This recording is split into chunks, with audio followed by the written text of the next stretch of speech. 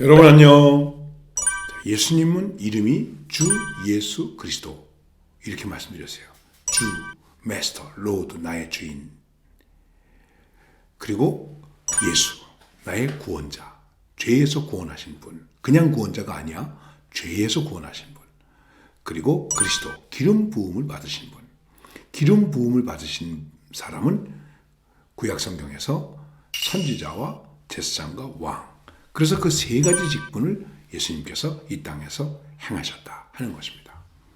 그런데 이 일을 행하셨는데 예수님은 이 일을 어떤 상태에서 행하셨을까 하는 것입니다. 우리가 이미 앞에 질문에서 나왔어요. 예수님은 이 땅에 오셔서 우리의 구속자의 직분을 감당하셨는데 낮아진 상태와 높아진 상태에서 똑같이 행하셨다. 이렇게 말씀하고 있습니다. 자, 그러면 이제 27번의 문제가 뭐냐면 그리스도의 낮아지심이 어떻게 이루어졌습니까?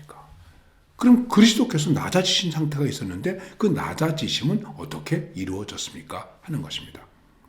자, 답이 그리스도의 낮아지심은 첫째, 그의 출생에서 낮아지셨다. 그의 출생과 그리고 낮은 신분으로 나신 것과 율법 아래 복종하시고 이 생애에서의 비참함과 하나님의 진노와 십자가의 저주와 죽음을 받으시고 장사되어 얼마 동안 죽음의 권세에 있으신 것이다.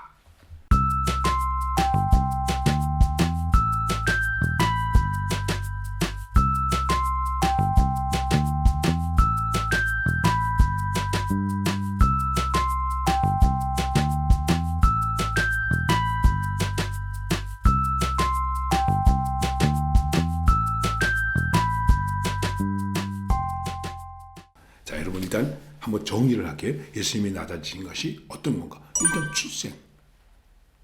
태어나심이 마구간. 그리고 태어나자마자 짐승의 먹이통인 구유에 누우셨죠. 그 다음에 그것뿐만이 아니고 어떻게 됩니까? 더욱이 낮은 신분으로. 예수님의 신분에 대해서 사람들이 존경하지 않으세요. 예수님이 목수 일을 하셨어요. 좀 목수가 아니야? 좀 나사렛 촌놈 아니야? 이렇게 말했어요. 그리고 그 다음에 예수님께서 이 세상의 비참함 속에 그대로 계시다는 거예요. 예수님이 하나님의 아들로 이 땅에 오셨으니까 아주 좋은 자리에서 목에 힘주고 폼 잡고 그렇게 계신 것이 아니라 이 세상에 우리의 죄의 비참한 상태, 아프고 배고프고 괴롭고 싸우고 다투고 하는 그 비참함 속에 전쟁이 있고 그런 그 비참함 속에 예수님이 계셨어요. 이게 낮아지심이에요. 그리고 율법 아래 복종하시고 이렇게 말씀하고 있습니다. 자, 이건 무슨 얘기냐면 예수님은 법을 만드신 분이에요. 우리가 이 세상에서 살아가는 하나님의 법을 우리에게 만들어 주신 분이에요. 법을 만들어 줬으면 야, 이 법 잘 지켜. 그래야 되는 거 아닙니까? 그런데 오히려 법을 만드시고 그 법 아래 복종하셨다는 것입니다. 이 법의 주인이 법을 복종했다는 거예요. 더 나아가서 하나님의 진노로. 왜 예수님이 하나님의 진노를 받으실까? 우리의 죄를 대신하셨기 때문에. 십자가에는 하나님의 진노가 나타나 있는 거예요. 물론 우리를 구원하시는 하나님의 사랑도 나타나 있습니다. 이 두 가지가 같이 나타나 있는데 예수님의 낮아지심에서 본다면 바로 하나님의 진노가 십자가에 있습니다. 그래서 십자가에서 저주의 죽음을 받으셨다. 예수님이 십자가에서 죽으신 것은 저주의 죽음이에요. 저주받을 사람이 십자가에 죽는 거예요. 자, 그리고 그 다음에 어떻게 되셨습니까? 십자가에서 죽으신 것으로 끝나신 것이 아니라 장사가 되었어요. 예수님은 무덤도 없었어요. 묻힐 무덤도 없었어요. 그래서 아리마대 요셉이 자기의 무덤을 빌려줬어요. 남의 무덤을 빌려가지고 거기 장사가 됐어요. 예수님이. 그리고 그 다음에 죽음 가운데 거하셨어요. 생명이요 길이신 예수님께서 죽음 가운데 거하시게 되었다. 생각해 보세요. 여러분, 이게 얼마나 비참한 일이고 얼마나 낮아지신 일입니까? 여러분이 만약 이렇게 낮아지고 또 낮아졌다면 어떡하시겠습니까? 생각을 해보세요. 우리는 그렇게 생각되면 낙심해요. 이거 못하겠다, 못해먹겠다 이렇게 생각하고 너무 원망해요. 그런데 예수님은 그렇게 하지 아니하시고 그 낮아지심 속에서 예수님의 일을 하셨다 하는 것입니다.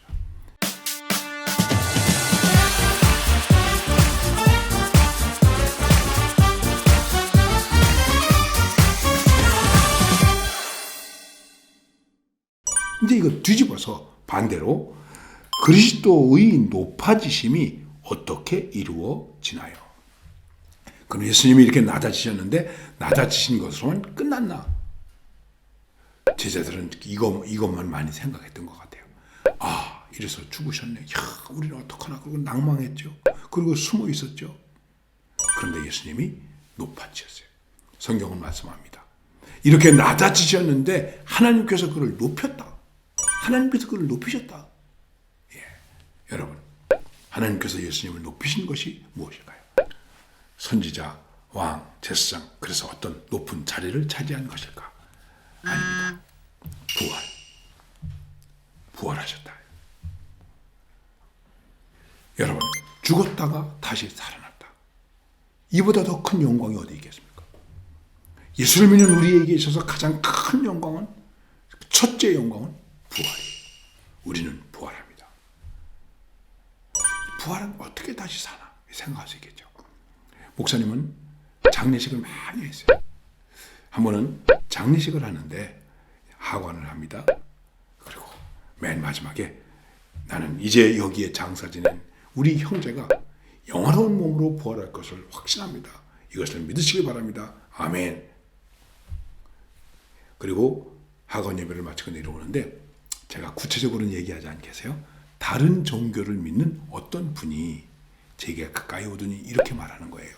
목사님, 기독교는 정말 부활을 믿네요. 그럼요.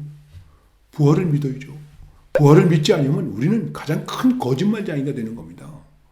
그리고 가장 큰 아주 불쌍한 자가 되는 겁니다.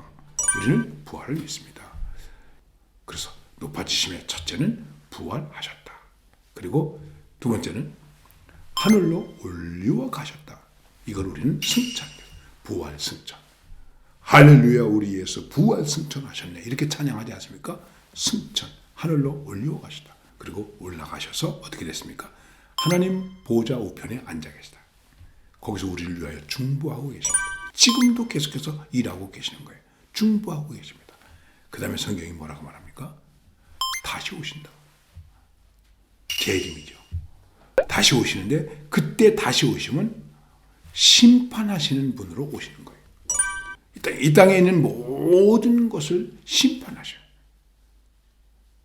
심판주로 오신다. 그 앞에는 다 무릎을 꿇게 되어 있어요. 만물이 무릎을 꿇게 되어 있어요. 다 무릎을 꿇어요.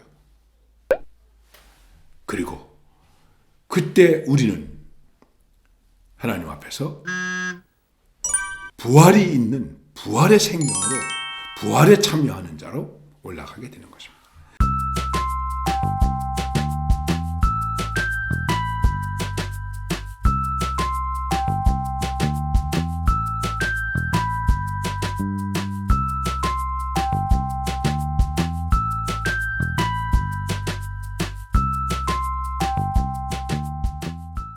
자, 우리가 예수 그리스도에 대한 믿음의 뼈대에 대한 핵심은 무엇인가? 바로 예수님의 낮아지심과 예수님의 높아지심 속에 있다는 것이죠.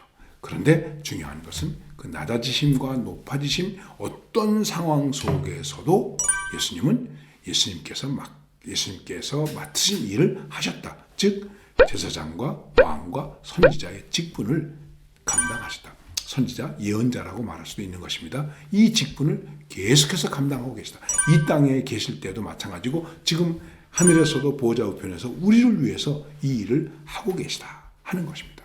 여러분, 이것은 믿음으로만이 아는 거예요. 믿음으로만이 가능한 거예요. 믿음으로만이 받아들일 수 있는 거예요. 여러분, 하나님의 선물을 받았습니다. 믿습니까? 아멘. 넌 소리가 적어 왜? 크게. 아멘. 그리고 혹시라도 우리가 살아가면서 내가 낮아질 때가 있고 높아질 때가 있는데 어떤 것도 상관하지 말고 하나님 앞에서 사람 앞에서 내가 해야 할 일을 할 수 있는 그런 용기 있는 하나님의 사람으로 살아가기를 바랍니다. 잘 아셨죠? 이해가 되죠? 사랑합니다. 감사합니다. 사랑합니다.